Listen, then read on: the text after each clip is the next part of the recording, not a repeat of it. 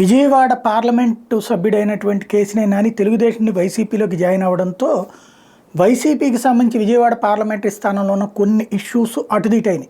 అందులో విజయవాడ సెంట్రల్ నియోజకవర్గం అక్కడికి మల్లాది విష్ణుని తీయడం అన్నటువంటిది ఓ సమస్య అయింది. అయితే అక్కడికి వెల్లంపల్లిని తీసుకొచ్చారు.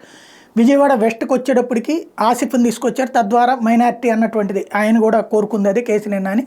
అయితే తెలుగుదేశం మైనార్టీ కాకుండా ఇక్కడ వైసీపీ మైనార్టీ అవుతారు. ఇంకోవైపున వెల్లంపల్లి స్ట్రాంగ్ కంటెస్టెంట్ అవుతారు అక్కడ. ఇంకోవైపున దేవినేని అవినాష్. అవి మూడు కొంచెం స్ట్రాంగ్ అయినట్టు విజయవాడ సెంట్రల్, ఈస్టు, వెస్ట్ అన్నటువంటి.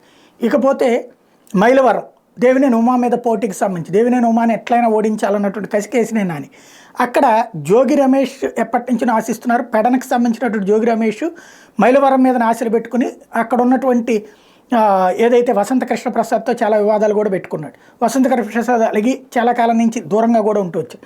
అయితే జోగి రమేష్కి తాజాగా పెనమలూరు కేటాయించేయడంతో ఇప్పుడు వసంత కృష్ణ ప్రసాద్ కేశినేని నానితో కలిసి కార్యక్రమాలు పాల్గొంటున్నారు. తద్వారా తను కొనసాగేటటువంటి పరిస్థితి కనబడుతుంది. జగ్గైపేట సామినేని ఉదయభాన్ సంగతి ఏంటనేది తెలియాల్సి ఉంది. మొత్తం మీద రాజకీయాలు అడుదిటైన విజయవాడ పార్లమెంట్ స్థానంలో.